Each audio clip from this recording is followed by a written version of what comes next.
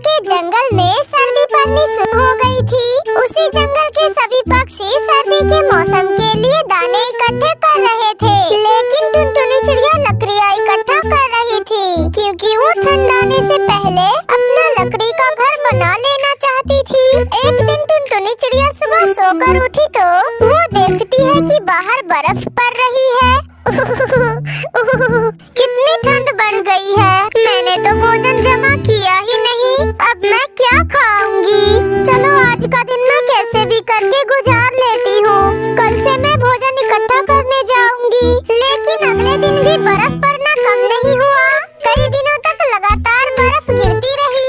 जंगल में दूसरे पक्षी अपने घरों में बैठकर भोजन खा रहे थे, लेकिन इधर टुनटुनी चिड़िया भूख से बेहाल थी। अब मैं क्या करूं? ठंड तो बढ़ती ही जा रही है, पेट में भी चूहे दौड़ रहे हैं। अब तो मुझे बिल्कुल भी समझ में नहीं आ रहा है, मैं भोजन का इंतजाम कहाँ से करूं? टुनटुनी चिड़िया टुन्नू चिड़ा के घर जाती है और उसके दरवाजे पर आवाज लगाती है, टुन्नू भाई, अरे ओ टुन्नू भाई, कहाँ हो? दरवाजा खोलो। क्या है टुनटुनी, जल्दी बोलो, देख रही हो ना कितनी ठंड बढ़ गई है। क्या काम है तुम्हें मुझसे? टुन्नू भाई, मुझे बहुत जोरों की भूख लगी है, मुझे कुछ भोजन दे दीजिए। कई दिनों से मैं भूखी हूँ, मेरे पेट में चूहे दौड़ रहे हैं। टुन्नू भाई, आपने तो बहुत सारा भोजन इकट्ठा किया है ना, प्लीज उसी में से कुछ भोजन मुझे भी दे दीजिए। अच्छा, तो तेरी नजर मेरे जमा किए हुए दाने पर है। तुम्हें भोजन चाहिए? जाओ भागो यहाँ से और जाकर अपनी सूखी लकड़ियाँ खाओ। तुमने तो पूरा महीना लकड़ियाँ जमा करने में निकाल दिया और अब जब सर्दी का मौसम आया तो मेरे जमा किए हुए भोजन पर नजर गड़ा रही है।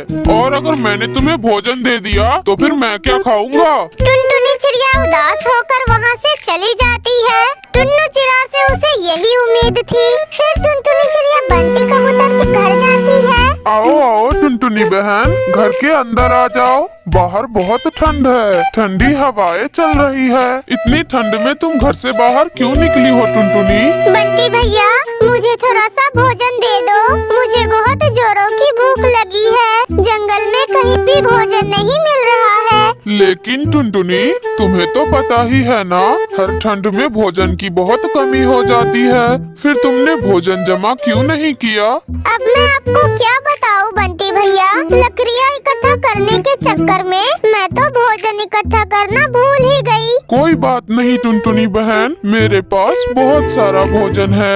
ये अनाज की एक बोरी तुम ले जाओ और फिर कभी आपको भोजन की जरूरत पड़े तो दोबारा आ जाना। और हाँ, अगली बार से लकड़ियों के साथ साथ भोजन जमा करना मत भूलना।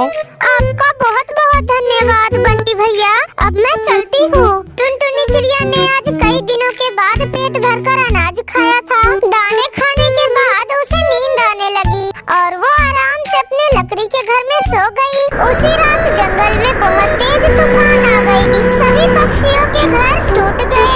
अब हम सभी क्या करेंगे इतने ठंड में? ऐसे खुले में रहे तो बर्फ में आकर जाएंगे। क्या करे, कोई कुछ उपाय बताए। मैंने देखा है टुनटुनी ने अपना लकड़ियों का घर बना लिया है और अब वो उसी घर में आराम से सो रही है। इस भयंकर तूफान में केवल टुनटुनी का ही लकड़ियों का घर सलामत बचा है। तभी बबली कबूतरी बीच में बोल पड़ती है, तो फिर चलो ना हम सभी चलते हैं टुनटुनी चिड़िया के लकड़ियों के घर में रहने। नहीं नहीं, भला वो टुनटुनी चिड़िया अब हमें अपने घर में रहने क्यों देगी? हमने तो उसे भोजन देने से मना कर दिया था जब वो भोजन मांगने आई थी। ऐसे वे सभी बातें कर ही रहे होते हैं कि तभी टुनटुनी चिड़िया वहाँ आ जाती है। टुन्नू भाई, अरे ओ बंटी भैया, आप लोगों को कोई चिंता करने की जरूरत नहीं। जैसे ही मुझे पता चला कि आप लोगों का घर तूफान में उड़ गया है, मैं आप सभी को लेने के लिए आई हूँ। मेरे लकड़ी के घर में बहुत जगह है, आप सभी वहाँ आराम से रह सकते हैं और मेरा लकड़ी का घर अंदर से बहुत गर्म है। आप लोगों को ठंड में कोई दिक्कत नहीं होगी। आप सभी मेरे साथ मेरे घर चलिए। फिर सभी पक्षी टुनटुनी चिड़िया के लकड़ी के घर में आ गए और पूरी ठंड उन्होंने टुनटुनी चिड़िया के लकड़ी के घर में हंसते हंसते गुजारी। मुझे माफ कर दो टुनटुनी बहन, मैं तुम्हारी मदद मदद नहीं कर पाया। मैं बहुत सेल्फिश हो गया था। कोई बात नहीं चुन्नू भाई, हर किसी से कोई न कोई गलती हो जाती है। इस तरह से सभी पक्षी हंसी खुशी एक साथ रहने लगते हैं। मेरे प्यारे दोस्तों, इस कहानी को लाइक करना बिल्कुल